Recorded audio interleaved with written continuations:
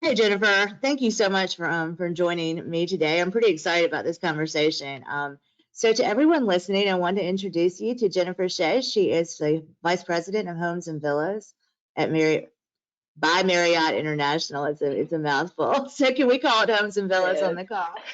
We can call it homes and villas, or we love internally to call it HVMI. For some reason, that acronym sounds really luxurious, so we love it.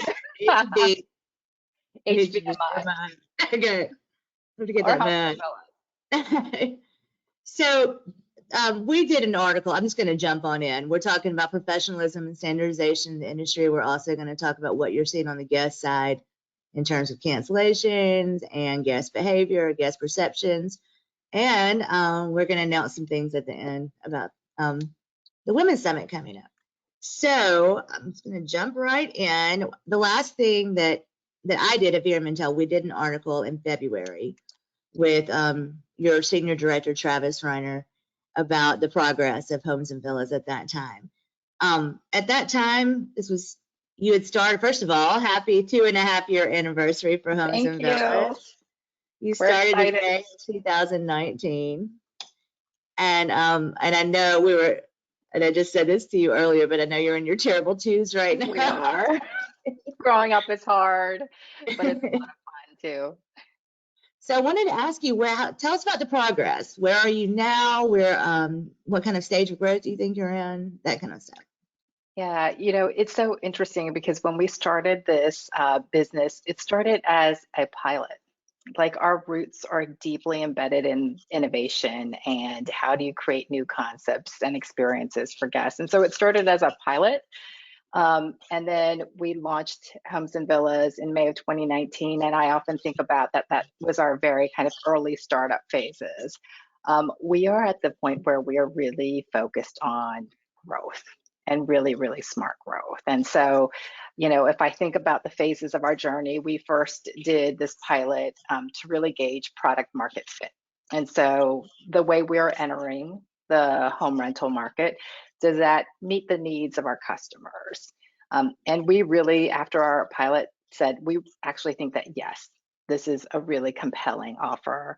And we did work and we knew the financials worked, the operations worked, the customer market fit worked. And when we launched Homes and Villas, we were still a scrappy startup. I mean, it really was a few people in the basement of Marriott International. And we were doing a little bit of everything, right? And so, whether it was technology or looking at operations, it was a very small and agile team. And in the last 2.5 years, we've really grown, and we've grown to understand what are the most important things for us as a business. And we have built the technology, we've built the brand, we've built the guest experience. And so I really feel like we're on this kind of really smart growth focus. And there's a shift for many of you who have startups and new businesses. You kind of go from Excel sheets and whiteboards onto systems and processes and tools and structure, and we're making that journey ourselves.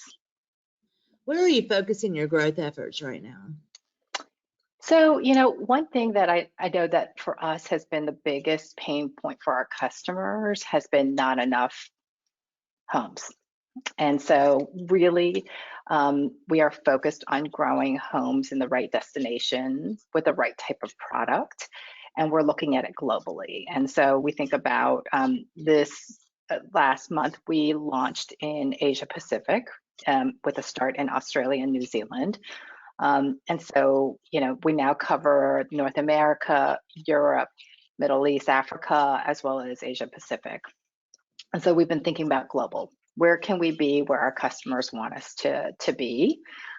We've also been thinking as we grow units on our platform, how do we make it easier for those units to show up on Homes and Villas? And then how do we ensure that the information that we show is the most accurate and compelling? And so technology has been a big part of, for us, our adventure this past year, and our terrible twos has been technology focused to make sure that the products and the homes can come onto our platform easily, while still always consistently ensuring that our quality of product and our guest experience still hold up.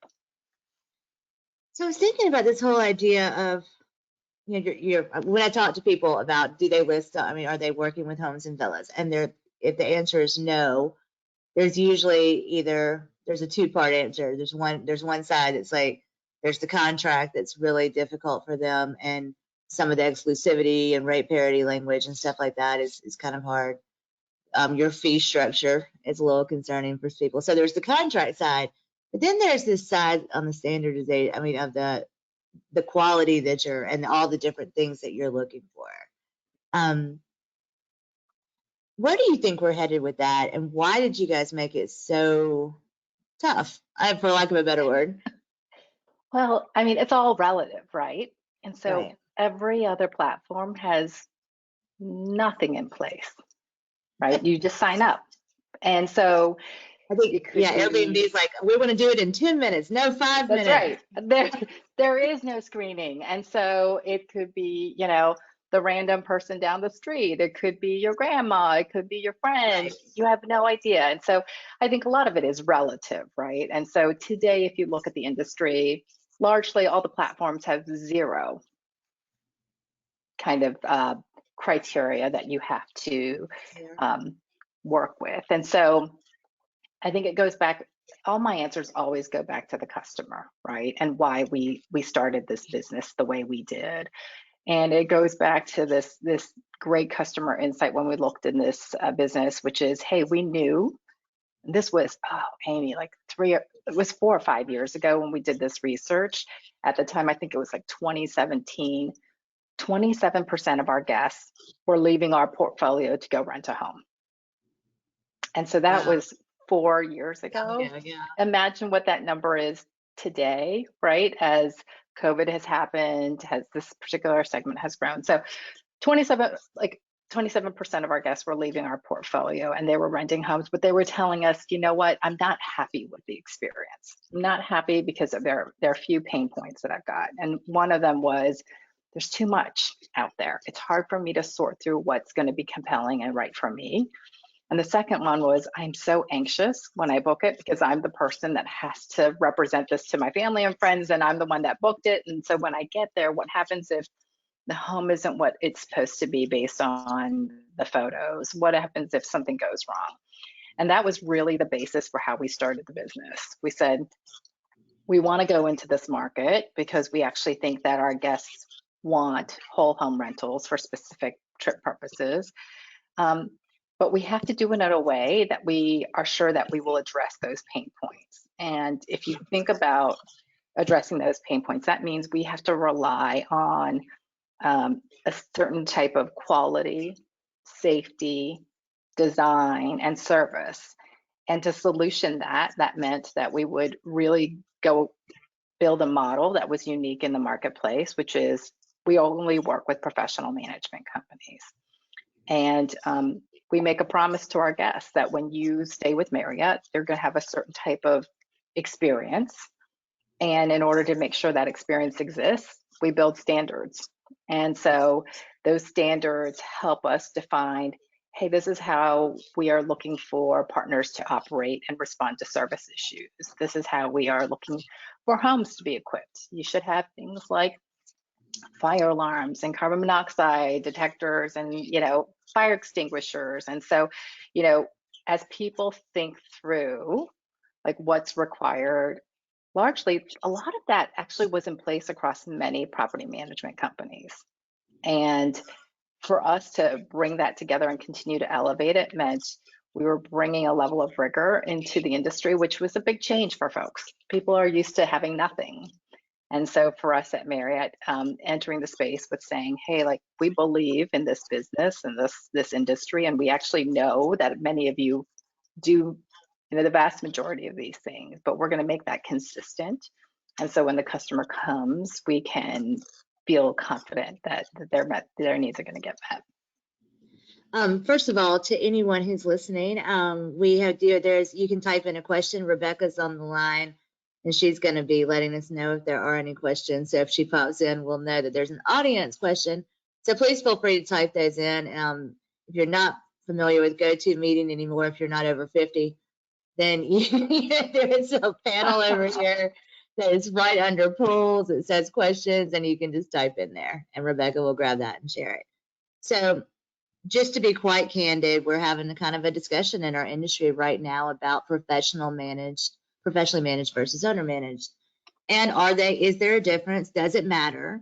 And I think that, and I spoke at Northwest Vacation Rental Professionals last week in Oregon, and I think it does matter. I just do. And I think at its base level, there are two things you get with a property manager that you are not guaranteed with an homeowner, and that's a 24/7 emergency contact, and two, that the PMS they'll make sure you have a place the property manager will have them make sure that the guest has a place to stay. They can move them to another property, or they can work with another property manager to get them set up. But it's rare for a professional property manager to leave a guest hanging. So I think, as a guest, those are the things that would matter to me, especially in a destination that I'm not very familiar with. Like if I go to Gulf Shores, Alabama, I don't, it doesn't matter. I know how to get around there. But if I go to Hawaii, I don't, and so I want to stay with somebody that's going to take it, that I feel confident is going to make sure that I have a place to stay if something goes wrong with the home. Yeah, I think we clearly hear that with our guests too. I would actually add a point to what your rationale, which I totally agree with Amy, around the security as well as the 24/7.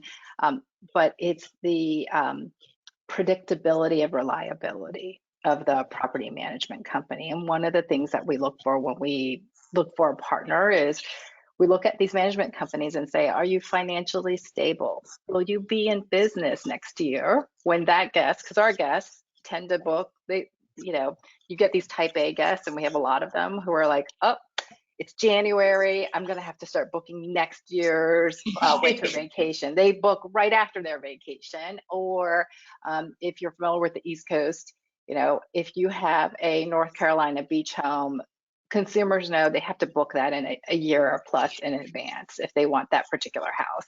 And so for us, when we think about professional property management companies, we have this ability to go in and say, how financially sound are you? And how confident are we that you will be in business in a year or 2 years' time when our guest goes to stay, and that there isn't a last minute issue where, we're no longer servicing guests and that home is off the table and someone had been planning for it for, 12 to 18 months. Now, you can't always guarantee it, but what we do at Homes and Villas is we reduce the chances of something, unexpected happening like that. It's good. To that point, those are three things that you couldn't educate someone into. So when when I think about Florida VRM, for example, and even our National Association now opened up to homeowners, and with the whole, and it sounds great. Let's professionalize everybody, and that's in theory, of course, that's amazing, but there's not enough education to make someone be able to answer the phone 24/7 or not cancel a reservation because they don't want to, because now their family wants to stay there that week. And there's an inherent structure in companies and professional management companies that you don't get with individual owners, right? And for all really good reasons, right? Individual owners are humans, and things happen in life, and there's just an inability to always predict what's going to happen. And so when you go to a professional property management company, you know that there's a team in place, that if one person has a challenging situation at home personally, that not everything falls apart. And that's really what we lean on. And it really originates in our roots of what we do at our hotel world. We have lots of owners, operators, and franchisees who we work with that deliver against that day-to-day experience with the guest. Rebecca, do we have a question? We do. With so much volatility in the sales market, what will your policy be with respect to properties that are sold? So, that has happened before. We have had situations where a property gets sold and it has to get pulled out of our portfolio. And I have an amazing team within our operations world who goes through, and we make a commitment to our guests to replace that home at equivalent or better. And then we have the ability, obviously, we would ideally do it within the same property management company.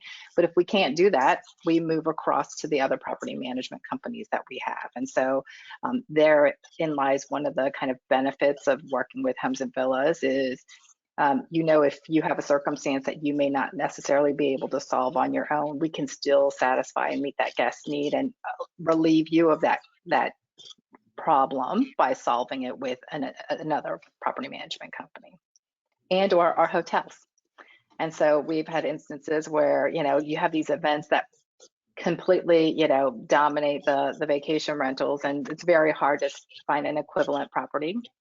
We lean on our hotel properties to be able to fill that gap for our guests. And so that has been one of the left hanging. Nobody's ever left hanging. And that's the promise. That's part of a big reason why that guests book with us, which is they know they can trust us. We are effectively a safety net for them, and they know they can always reach out to us if they have an issue, and we will follow up and resolve those issues.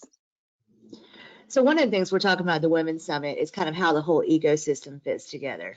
How startups and roll-ups and IPOs and SPACs and, there's a lot of new terminology in our industry right now. Yep. And I have a finance degree and it's been really hard for me to write about it. So it's been working your finance degree, I bet. Yeah. So what we're trying to do is we've got Jen Ford and Margot Schwarmack from Hostfully and Kimberly Lang from Inhabit IQ to we're going to go through all of these definitions of what these different funding types are and these financial instruments and these markets. But I think there is this question about whether or not the independents have a place, in this industry. I certainly believe they do. How are you guys looking at the independent operator right now? We love the independent operators. I think there is a lot to be learned from regional independent players who really know their market well. And you find that they're able to go above and beyond in terms of how they deliver service and provide guests feedback around where to go, where to stay. And it's these small management companies who really know that destination and deliver kind of some of the more, our guests often tell us, look, when I go to a home rental, I want something that feels cozier, right? And for them, cozier doesn't always have to be a physical attribute. It could also be, I feel like I'm cared for by somebody who's warm and welcoming. And so, some of these local players tend to really do well in that arena.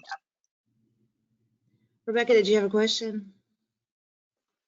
You're on mute. Okay, I have two questions. Susan Blizzard says, I have also heard that the exclusivity clause was a problem for property managers. Can Jennifer expand on what the exclusivity entails? Does it restrict a VRM from working with, say, Hilton in the future? Yeah, so I don't discuss terms within our contracts, but what I can kind of share with you is that the vast majority of the homes that we have on our platform are on multiple platforms. There are some management company partners who choose to actually not list on the biggest players like Airbnb or VRBO and only are on Homes and Villas and they're direct. And so, you will find our product is a really great collection that we've curated, but by no means are they restricted to only Homes and Villas. Yeah, I think that when I started getting it, obviously the same person reached out to Skift and tried to really push that on the contract side. Is One Fine Stay, I think, was one of the Accor. Is it Accor or Hyatt? Anyway, Accor. They've changed slightly. So yeah, I think that was a one of the things that they felt like they were excluded from, and that's where a lot of that came from. And I just but you don't have that exclusivity across like Vrbo and Airbnb and like channels, right? Expedia. Yeah, a lot of our homes are on all the major channels, and so that is.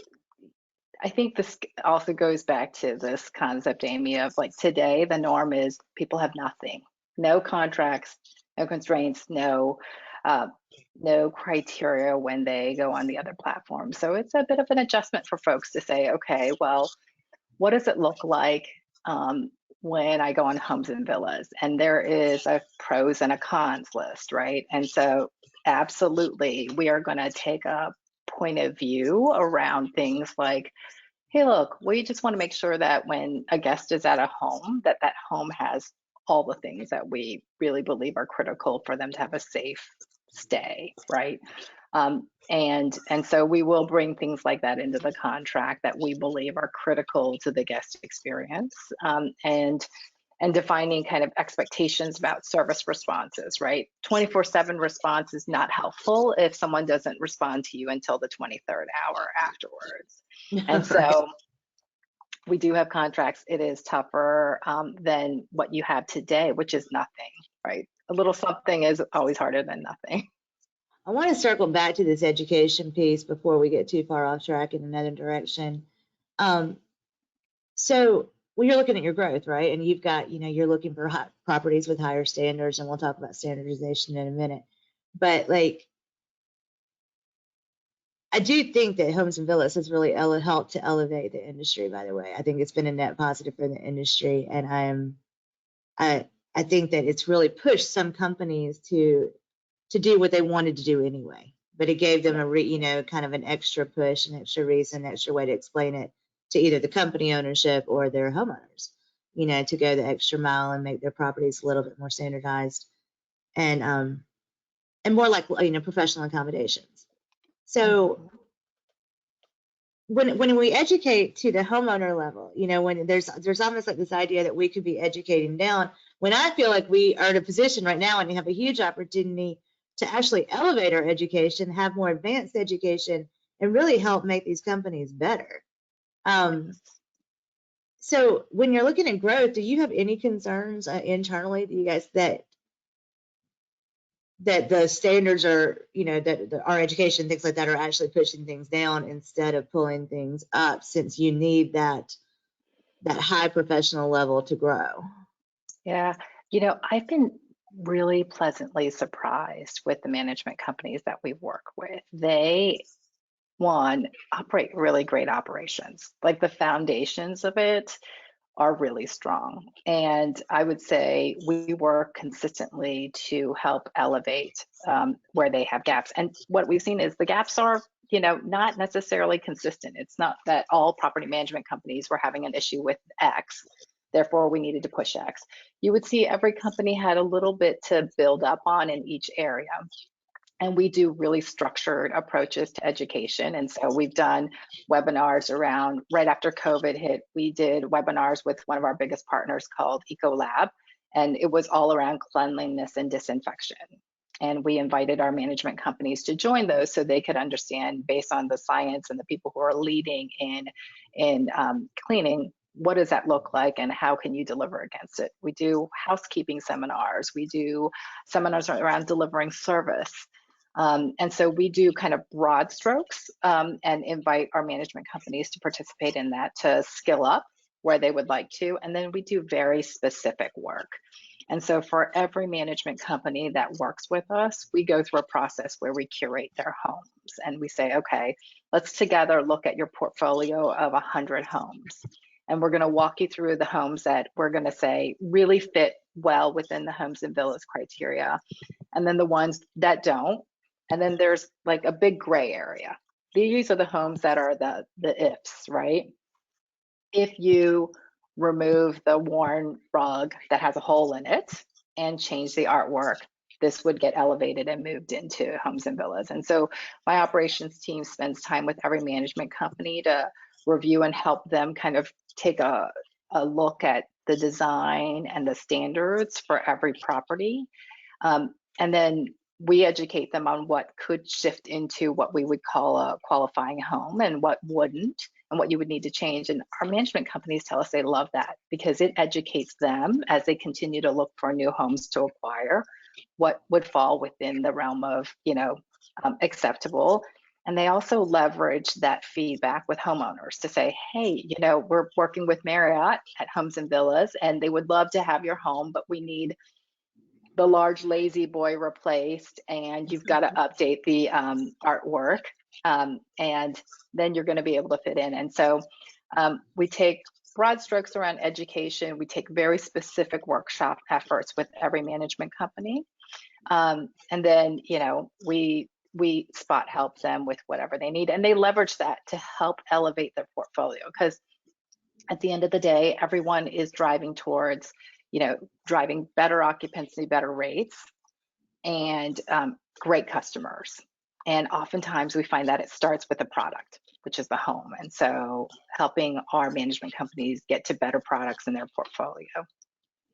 So we know you don't work with individual homeowners. Where do you but then there are this weird group of investor homeowners, not weird, I mean, they're amazing. This group of investor homeowners, that they own a bunch of homes. They consider themselves professional managers. And I'm sure you guys have had to draw a line somewhere. Where's your line in the sand? Yeah, our line's really clear.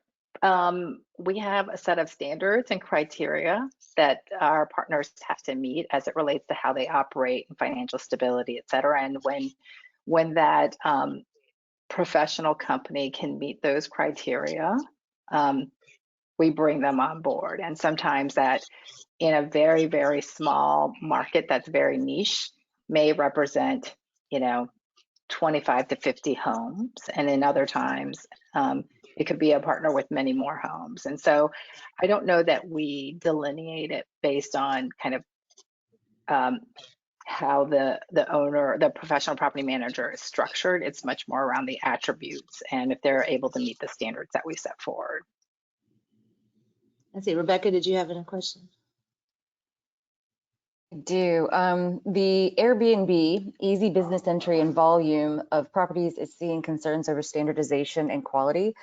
Do you think there will be an increased level of third-party quality accreditation that supply companies and individual hosts will need to adhere to, giving additional reassurances to guests? Yeah, that's a really good question. Add a little color to that. There's been on the owner side, it sounds like there's an accreditation initiative going on. There are some people who are, who are trying to build accreditation programs and get them globally accepted. So I think that, is that even feasible? I'm curious about this because I think we all think that a set of standards for the industry would be beneficial for the guest.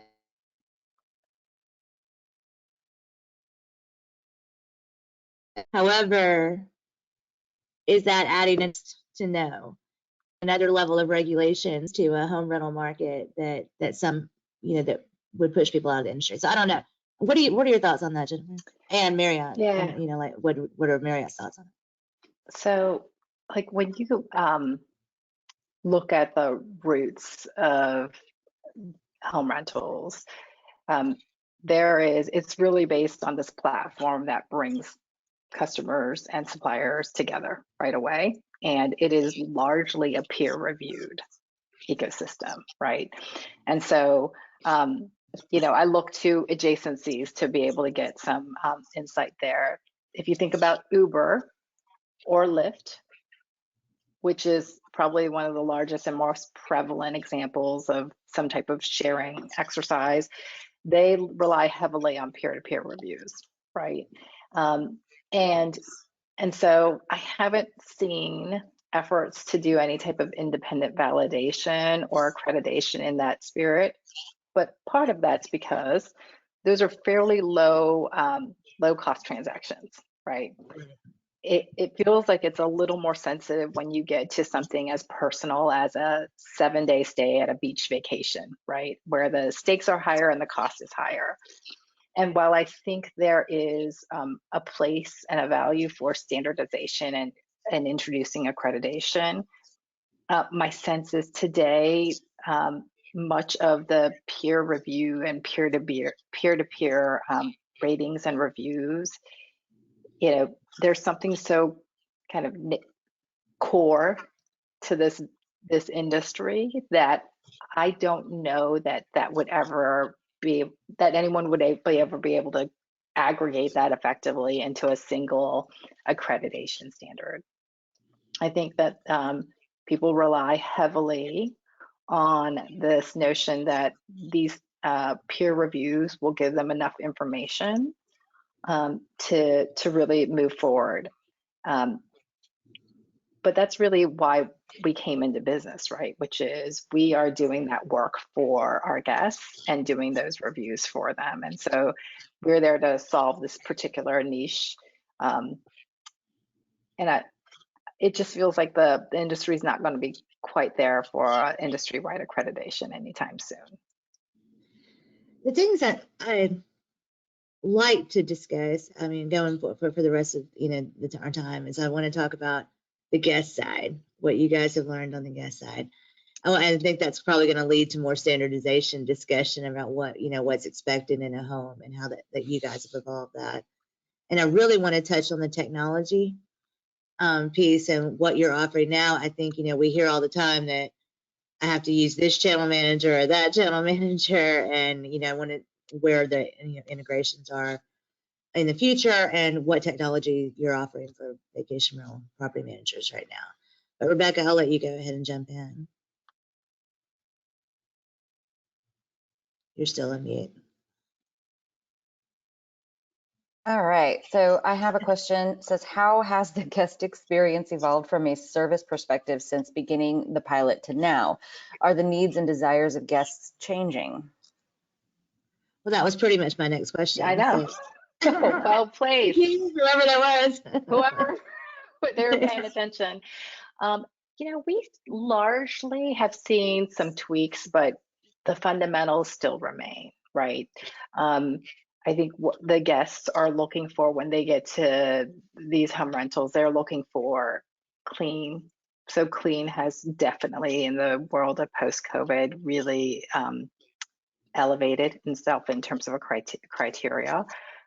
Guests are looking for things that feel like they have plenty of space and room and the amenities that they're looking for, which is like a full kitchen and more space. Because one of the patterns that we see is guests, while they want to be together with family and they're traveling, they don't want to be together all the time. And so they actually want space to be together, but also space to be apart. And so I think those things that we're seeing translate into some very real data points for us, right? And so from the start of the pilot, we've seen our average length of stay increase. And so it used to be closer to 4. We're seeing on average it well into the 5+ days. We're seeing the size of home increase. It used to, our average bedroom used to be like 2.2. Now we're in the 3.2, 3.3.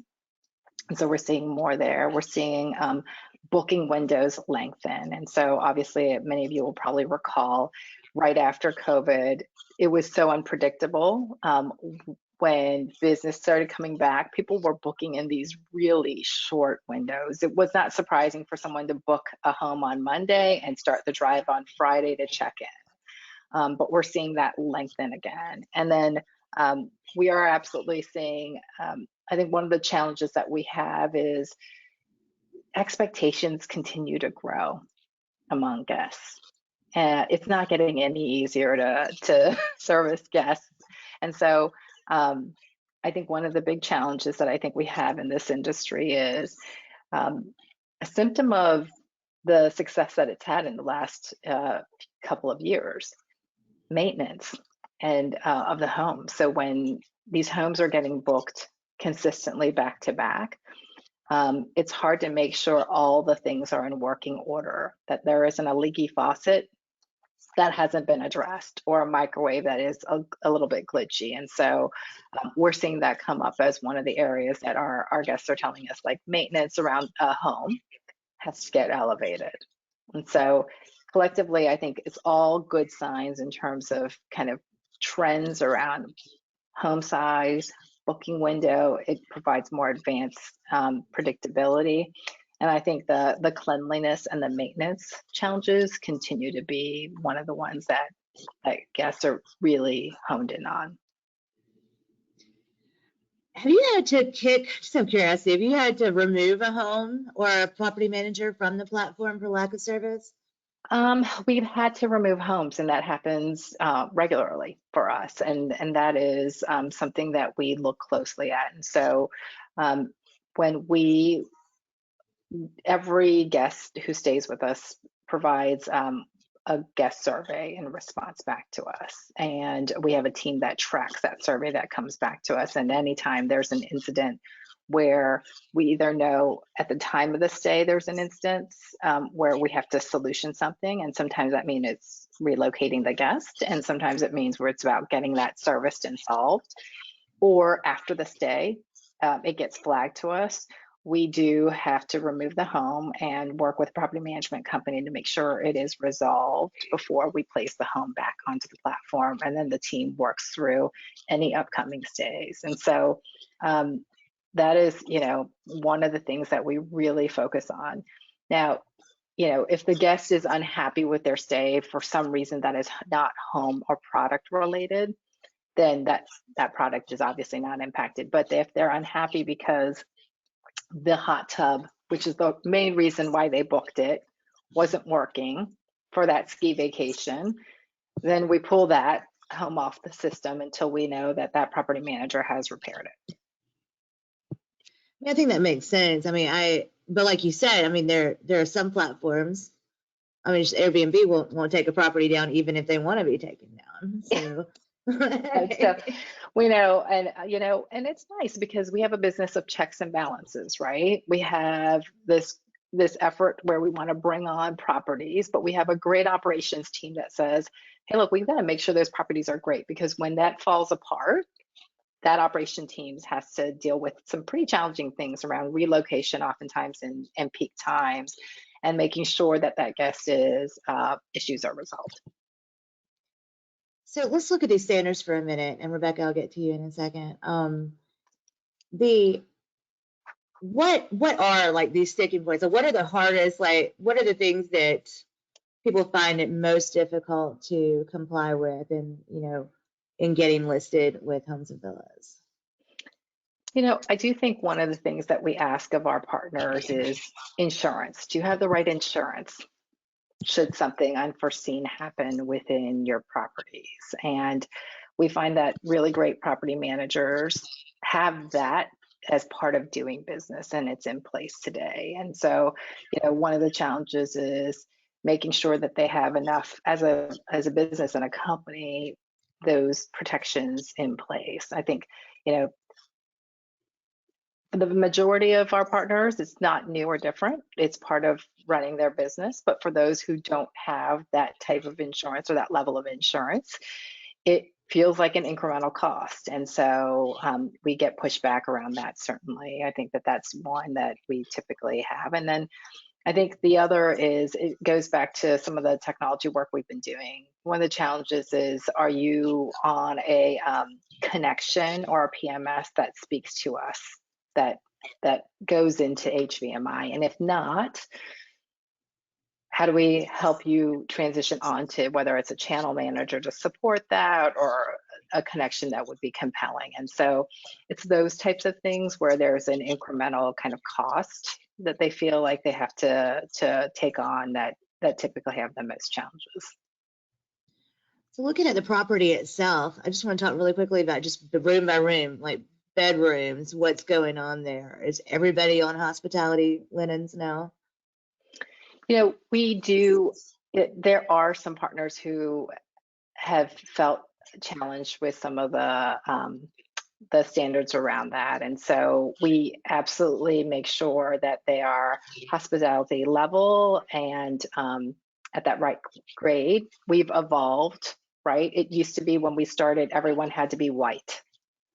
And it had to be white linens, white everything. And now we've evolved to say, okay, here is the kind of range that's acceptable. So within the bedrooms, that's, it isn't typically a big challenge. I think when you go into places like bathroom and updated or outdated bathrooms, right, we get very particular about the presence and the cleanliness of the bathroom. One of the big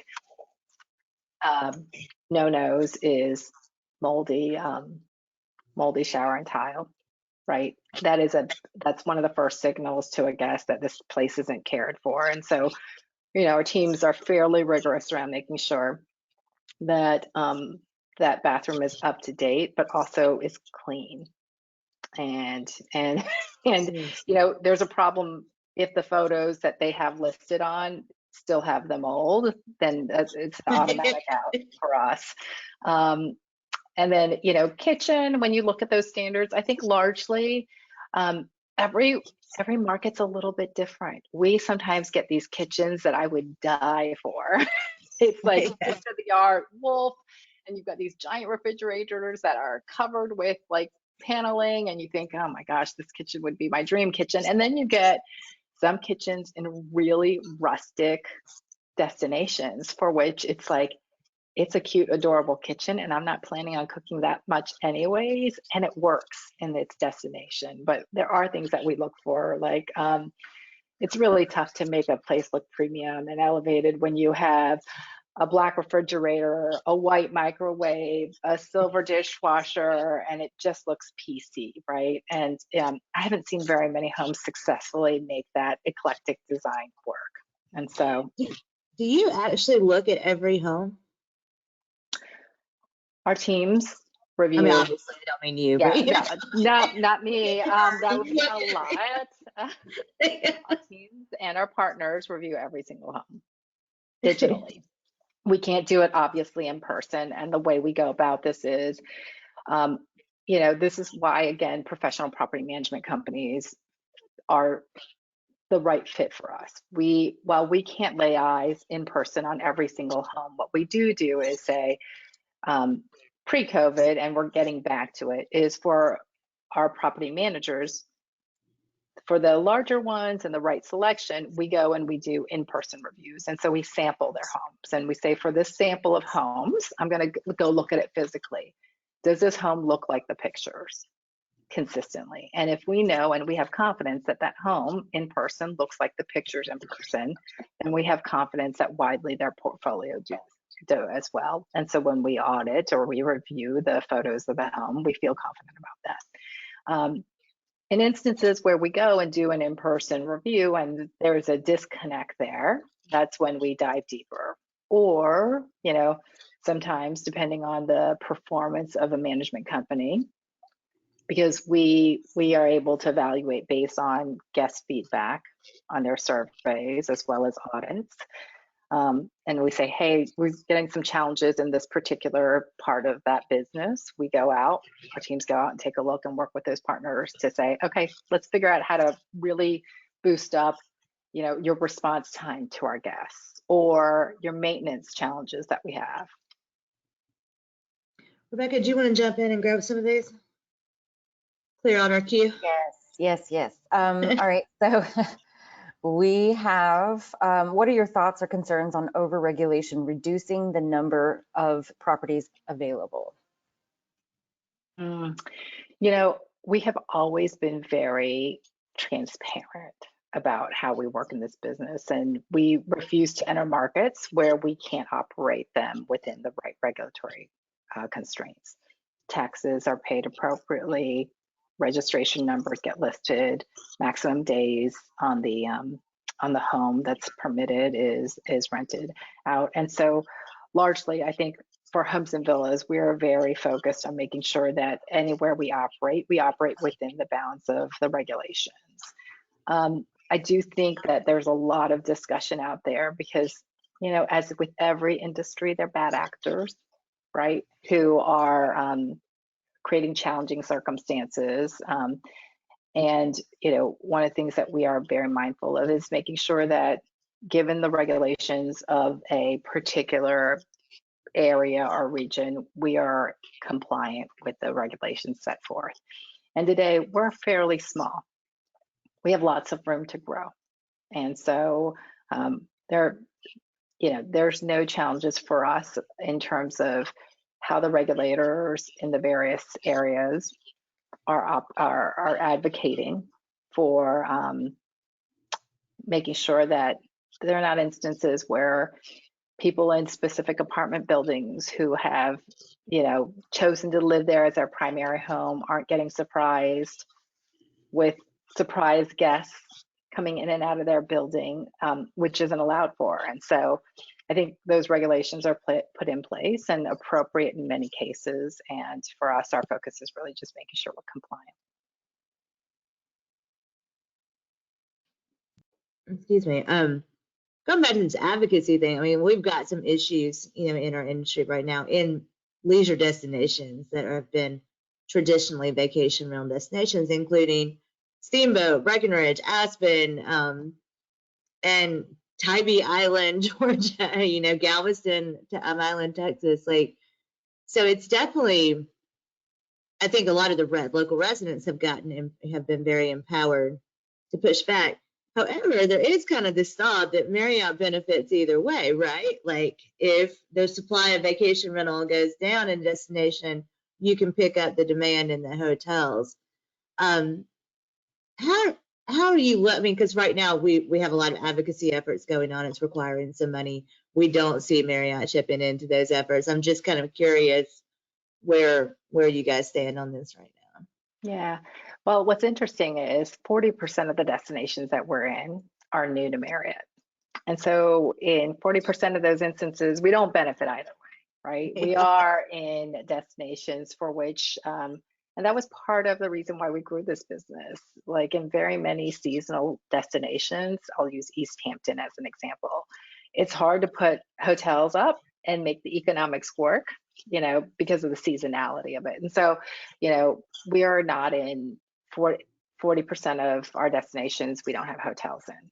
And so certainly that is one factor where we won't necessarily benefit either way. I do think we have a robust advocacy group, a government affairs group within Marriott, and they handle and talk and think through our position across the broader travel spectrum. And, we stay close with them. One of the things that we really are focused on is instead of going in and building a position that we actually haven't yet formed as an enterprise, we're focused really on growth of the business and growth in the business in markets where we can do that successfully. Rebecca, I'll let you jump on in. All right, so how challenging is the inquiry-only approach from high-value, larger property managers, and do you see a move from managers to accept instant book for Marriott hotel experience guests? Yeah, inquiry only is one of the surprising tests that we ran when we started this business. And so initially we weren't really sure how inquiry only would work because we felt like, if a guest really knows they want a property, they're used to being able to book instantly. And so having inquiry only didn't always make sense to us. But what we found is there's so many nuances to a home, especially for a luxury purchaser and a luxury home. I mean, we get questions like, how many steps are there before you get to the bedroom? Or how deep is the pool? Is it zero entry? And we actually find that the inquiry only does help in really driving conversion for the luxury properties. Absolutely, luxury guests, before they invest $10,000, $20,000 in a vacation, they want the ability to speak to somebody and address that.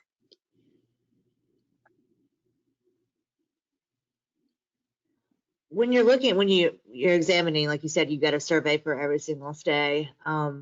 We try. Some people don't answer. What are the biggest areas of improvement that you see for the large, enterprise level property management companies right now? Yeah, it's interesting because, the top two usually stay fairly true across our property management companies, and that's really about maintenance and cleanliness. And so while, for the most part, we're really excited with the results that we get. We know that working with professional property management companies brings a level of elevation when it comes to things like cleanliness and maintenance. They still remain like the top two things that a guest thinks about. And oftentimes, my operation leader talks about when the thing that cracks the egg is their analogy, which is it's very hard to recover from a poorly cleaned home. And so, when we get, when we look at reviews, sometimes there are things like, hey, look, they're dust bunnies in X, Y, and Z location. Fine. We'll talk to our property management company about that. But when they're big, big issues, right? Bathrooms are not clean, detected like mold issues, and those are very infrequent, but that's when we really go in and work closely. We remove the home and then we work with that partner to resolve it. But for the most part, it's probably not surprising that those tend to be the top two. You really pushed a flexible cancellation policy, and I think we've talked about this before too between us, is that the cancellation policies have changed dramatically in our industry. It also took out, when people eliminated some of their cancellation restrictions, they also stopped selling travel insurance, which, brought a different, decreased margins and things like that. So just kind of interested, now that you've done that, do you see a difference in how guests are canceling? Am I saying that right? We did have a flexible cancellation policy that we brought in during the COVID period. And so we had that policy largely in place for about a year. We've transitioned out of that policy. And so now the cancellation policies on our platform are consistent with what we launched with. We're adding more and more options. And so whether it's like a 7-day, a 14-day, 30, 60, and then sometimes 90 for our luxury properties. And so we've gone back as the world has stabilized and gotten more predictable to the cancellation policies we began with, and we're adding a couple. But we are seeing shifts in cancellation rates. We are finding that this general sense that our cancellation rates are going, they're lowering month over month in the last year. And, we sense that it's largely because guests are feeling like there's not as much availability and inventory out there. And so when they scoop up a home, they keep it. They tend to keep it and not risk having to go look for something else that may or may not be there. And so we are seeing the rates of cancellation decline. Now, on our platform, we have a 48-hour grace period policy, and that was built in because we studied, we are big believers in design thinking. And so we studied what the customer was doing when they were booking. And when you book a home, it's complicated. There's a network of people you have to contact about, like, are you good with this? Are you good with that? And so we knew that there's a lot of collaboration that happens. And so we give our guests a 48-hour grace period for, and so for the vast majority of bookings that we have, unless it's actually within that cancellation window, so you don't get the grace period if you're 2 days away from checking in. But for the vast majority, everyone gets a 48-hour grace period that allows them to work with all the people they're traveling with to make sure that this is the right property. I think that is a fabulous option for a lot of property managers to add, because like you said, it takes away that fear of commitment, that we all have. We make it same thing but in play, right? You've got 24 hours to change it, and you know that you can during that window, and there is a security in that. Another thing that we see in airlines and hotels is that paying more for a more flexible cancellation policy. Do you think we'll see that in our industry? I'm already beginning to see that, right? The inverse of that, which is you get a lower rate for no cancellation. Right. And so they're discounting for a commitment. If you give them a promise, then you get a lower rate. And I do see that as a possibility. I think what hinders us in the industry right now is technology and the complexity to execute those effectively. Because think about when you get that wrong. It's really tough for the guests, right? Because this is not, I talk to my team all the time. This is not a one-night stay at a hotel, right? it is oftentimes Not a one-night fairly stand. large. Yeah, no one night stand here. This is a commitment, right? And so you're going to invest quite a bit of money. And so, you know, it's hard if you put yourselves in that guest's shoes. Am I willing and am I okay losing $1,800, right? That's a lot of money for the vast majority of Americans. And so we are mindful where we Or want to much give more, people, right? Like, I know, a lot more. And so we're really mindful about giving people more choice and giving them transparency around that choice. And so we'll continue to grow our policies, but I think our barrier right now, in theory, you could have an infinite number of policies. You could allow every single home to have a unique policy as long as you educate the consumer on it. But we know that that's really hard to do without people getting just the dates wrong. And so we're trying to balance, how do you give people enough choice without, paralyzing them or happening to have a really bad instance of confusion. do you have any data on how many of the Bonvoy members that have booked on Homes and Villas have never stayed in a rental before? I know that's an on-the-spot data question. Yeah, we don't ask that question, but we do have other data around our Bonvoy members. Like we know, like the people that book with us over index on outdoor activities. Right. We know that for the members, we see a good over half of the people who book on Homes and Villas are folks who may not have stayed at a hotel recently. And so we know that Homes and Villas is a way to bring people back into our ecosystem. And so, there's lots of encouraging things that we see because, there's a life stage oftentimes to business travel. And so depending on where you are in that career stage and life stage, you may have said, I'm not going to travel as much for business, but, for us to bring you back into the Marriott fold through either a resort leisure stay or a stay at one of our homes is one of the things that we always think about, especially as leisure continues to grow in the industry. Leisure is the lead right now, and it's holding the travel industry up. And so we're definitely focused there. Do you see people burning through their Bonvoy points right now? I mean, same what you said about the life cycle. I used to travel a ton. I've got a ton of Bonvoy points. I do a lot of conferences and Marriott properties, as you know. And so it's like, including the Ritz-Carlton, which boost up my points quite a bit. But it's the same thing, it's use it or lose it kind of like, but also I'm not traveling as much for business. So I'm about to blow a bunch on the Homes and Villas property too for leisure. Yay, good. We are seeing that. We are seeing that really, it's not surprising to see redemptions in the millions of points.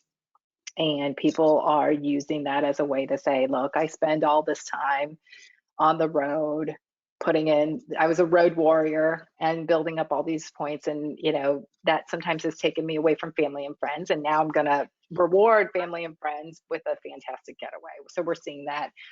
And one of the exciting things that's going to be coming later on this year is we're going to introduce an option for cash and points. And so today, you have to typically have enough points to meet your full stay.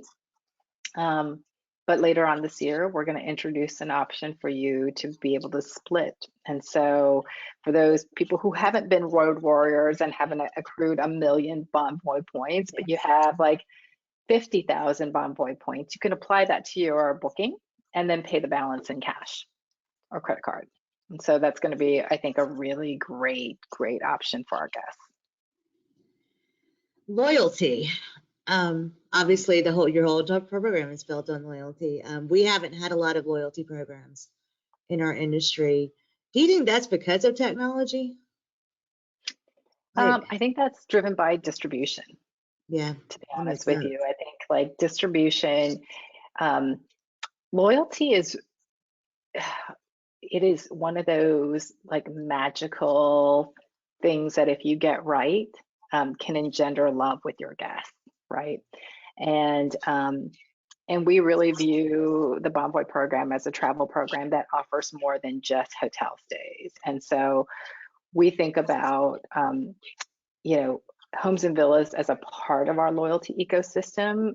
And so a guest, when they want to stay somewhere, they could stay anywhere around the world with us because we have the distribution across both hotels and homes. And so I think the challenge is this is a fragmented market. Very few have enough distribution to meet all the needs consistently with the consumer. I did see a question here though that was interesting. Sorry, I'm just checking through. We're part of Marriott Homes and Villas. HVMI. I'm working on it. Do you offer training on your quality standards that we could share with our homeowners? Do you offer materials that they can share with our homeowners? No, we don't. We ask our management companies to obviously keep our materials confidential within what they do. And so in many ways, you know, that's a bit of the secret sauce, right? We take 90 plus years of hospitality expertise, we put it in this type of training. And so we share that openly with our management companies, and that's one of the incentives for folks to work with us. But we don't have that kind of broadly forwarded on our broadcast.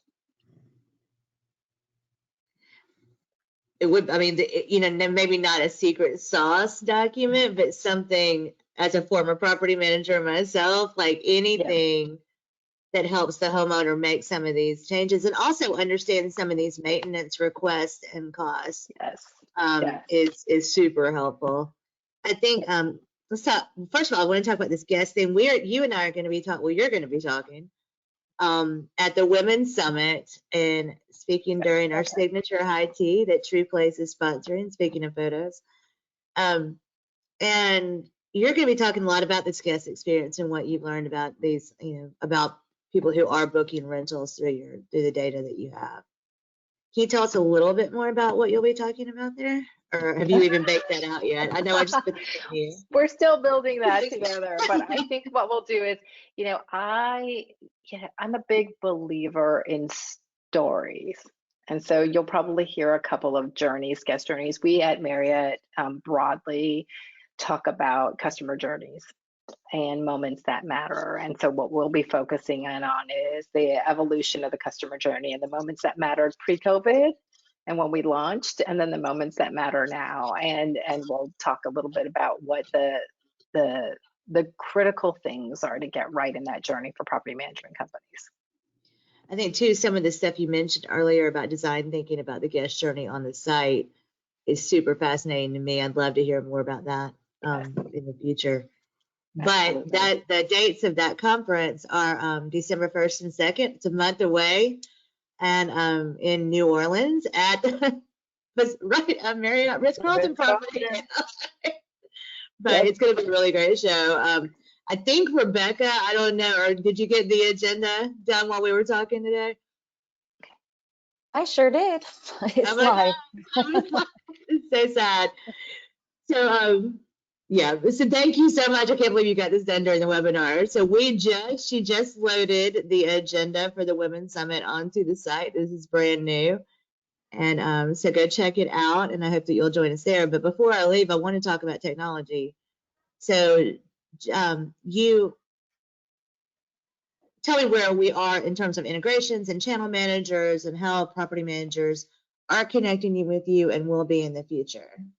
Yeah, we're really excited. We this year, you know, did a pretty material launch of our channel connectivity partner program, and that opened up the paths to work with homes and villas. From originally it was with one partner, and now we're at about 8+ partners that you can work with, whether it's directly through a PMS or through a channel manager. And so our goal here is, like, we apply design thinking not just to our customer who stays with us, but to our partners, property managers. And we know that as a startup, every startup has a whole lot of manual work.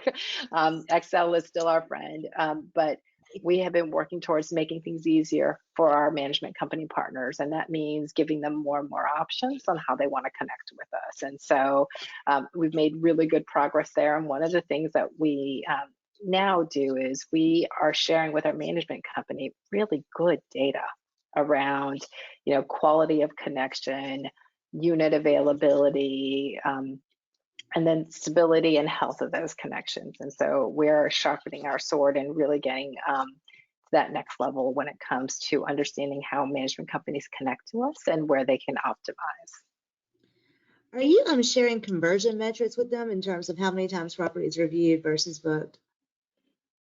Not yet. We haven't gotten to that level of detail, but we are sharing high level performance around things like, here's where we're seeing your top performers, here's where we're seeing your lower performers, and what are the attributes that we see there. And so things that help encourage them around conversion, but we're not quite there yet. It requires a little more depth in our web-based analytics to be able to get there.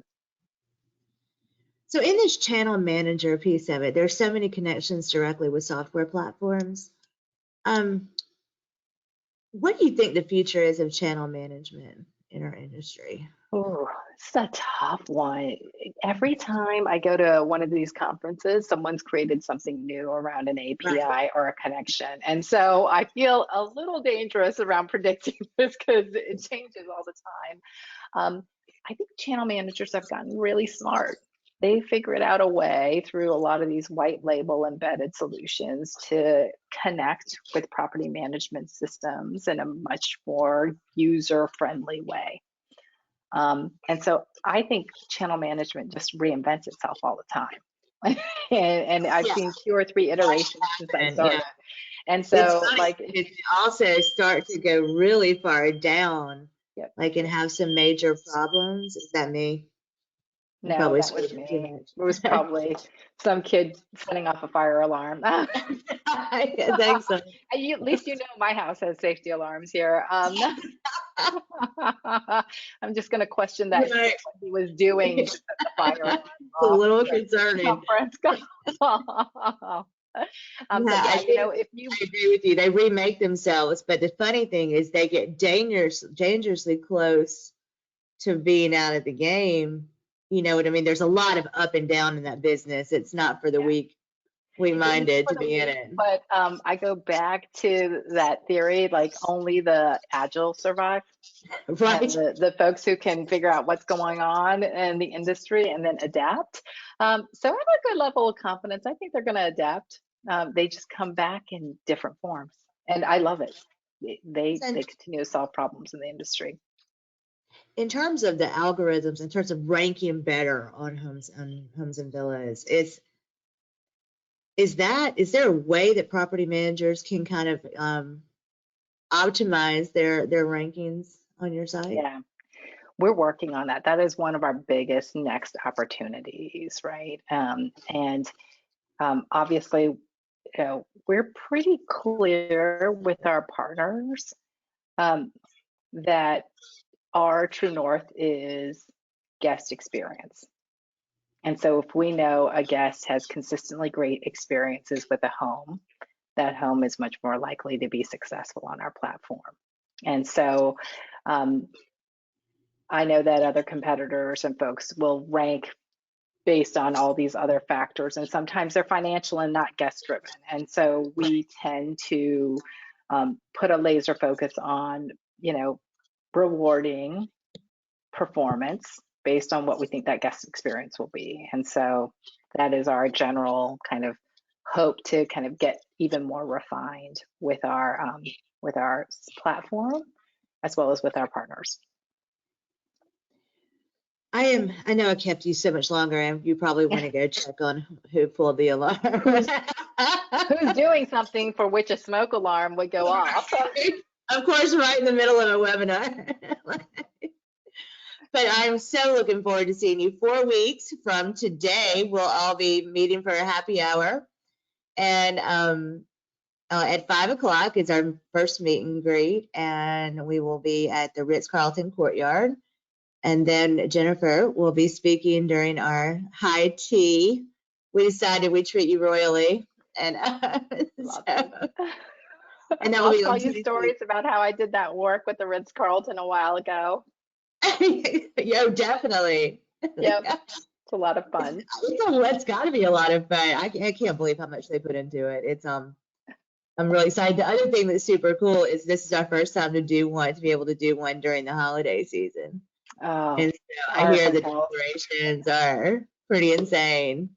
It So I'm is. pretty excited about that. We talked to Redfish Grill for our party last night, yesterday too, and we're working on a signature cocktail that's holiday driven. And we put together all of the menu stuff, which was kind of amazing. And she's like, "Are you sure you want to cut the jambalaya?" And I'm like, "No, when did we think we were going to cut the jambalaya?" We are going to New Orleans, aren't we? Exactly. No, we're not cutting that. But also that party, we decided to use a DJ instead of a band, so it's an 80s party. Oh, I love that. So we're hoping to have a lot of fun. I thank you for joining us for that. I really appreciate you agreeing to speak, and I'm looking forward to hearing you talk there. This has been super helpful for me. I'm glad to be able to follow up on that article we did last year. Not even last year, a few months ago. Yep. And to see Feels like a what long you time did. ago, though. I really appreciate your time. Thank you All so right. much. We'll see you in 4 Thanks, weeks. Amy. That All right. sounds good. Talk Bye. to you soon. Bye.